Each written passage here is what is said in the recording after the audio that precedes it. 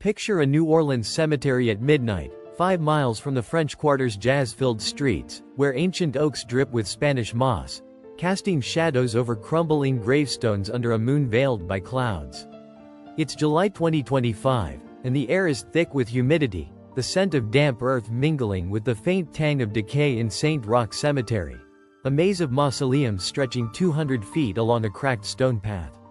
At the heart of this eerie necropolis stands a 10-foot marble mausoleum, its iron gate rusted, its interior sealed for decades, or so it seemed.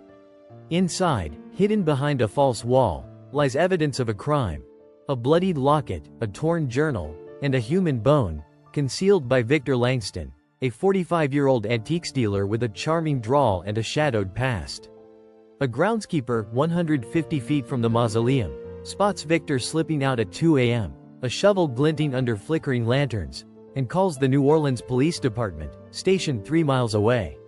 Detectives, their flashlights cutting through the misty night, pry open the mausoleum's gate, 10 feet high, to find the hidden compartment, 5 feet from the tomb's floor. Victor, caught 50 feet away near a crypt, claims he was checking family records, his tailored coat streaked with dirt, a key to the mausoleum dangling in his pocket. The journal, its pages yellowed, holds scrawled entries. She knew too much. Had to silence her. The locket, engraved with E.L., contains a photo of a woman, her face hauntingly familiar to locals 5 miles away. This isn't a ghost story, it's a murder buried in sacred ground. The dead don't talk, but this tomb spilled his secrets. Ever felt spooked in a cemetery? Share your story in the comments, and let's dive into this New Orleans nightmare. Victor Langston was a fixture in the French Quarter, 5 miles from St. Roch, his antique shop 2 miles away on Royal Street brimming with Creole relics, his smile disarming tourists and locals alike.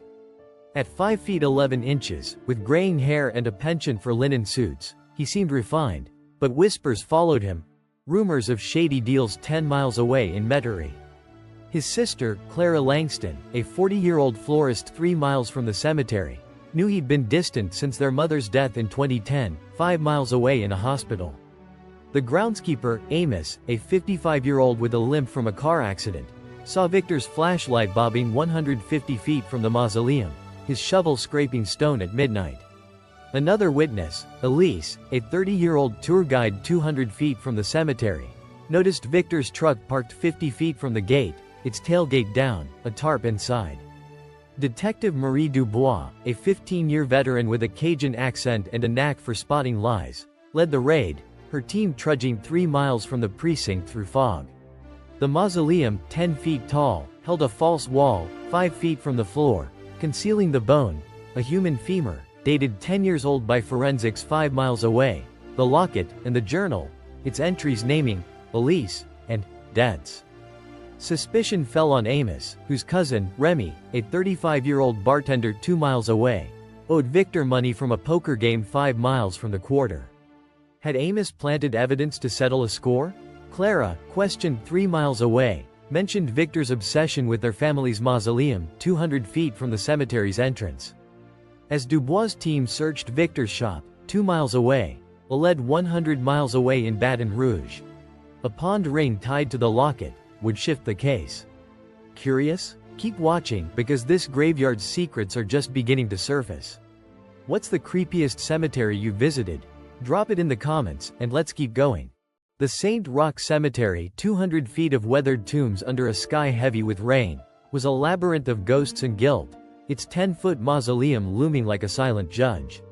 Detectives, their boots slipping on wet stone 3 miles from their New Orleans precinct, combed the scene, their lanterns flickering 150 feet from the cemetery's gate. The false wall, 5 feet from the mausoleum's floor, hid a wooden box with the femur, the locket engraved, E.L., and the journal, its ink smudged but legible. Elise found the ledger. She had to go. Detective Dubois, standing 5 feet 6 inches with eyes that missed nothing, questioned Victor in a precinct interrogation room, 3 miles away, his linen suit rumpled, his charm fading. He claimed the bone was a family heirloom, the journal a writing exercise, but his fingers twitched when shown the locket's photo. A woman resembling Elise Landry, a 32-year-old accountant who vanished in 2015, 5 miles from the French Quarter. The mausoleum's gate, 10 feet high, bore fresh scratches, matching a key found 3 feet from Victor's pocket. A search of his antique shop, 2 miles away, uncovered a hidden safe, 10 feet from his desk, with $20,000 in cash, a forged deed to the mausoleum, and a photo of Victor with Elise Landry, taken 5 miles away at a cafe. Amos was a red herring. His cousin Remy's debt, 5 miles away, was unrelated, confirmed by bar receipts 2 miles from the quarter. Elise, the tour guide, had no connection beyond her sighting of Victor's truck, 50 feet from the gate. Jonah's testimony, 3 miles away, added weight. His sighting of Victor's tarp matched a tarp found in the shop, 10 feet from the safe, with blood traces linked to Elise Landry, tested 5 miles away. Clara, Victor's sister, admitted he borrowed $15,000 from her, 3 miles from the cemetery, claiming it was for business, but the ledger showed it went to Remy.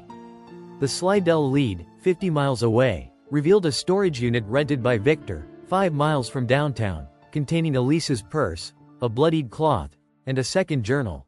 The mausoleum safe. No one looks at the dead. A new figure, Sophie, a 28-year-old pawnshop clerk 100 miles away in Baton Rouge, recalled Victor's nervous demeanor when selling the ring. Forensics tied the cloth's blood to Elise, 5 miles away. As Dubois' team searched the storage unit, a lead 150 miles away in Mobile, Alabama, a bank account in Victor's name, pointed to a bigger scheme. Was Victor acting alone? Share your creepiest cemetery story in the comments, because this case is about to unravel. Ever felt watched in a graveyard? Tell us below, and let's keep going.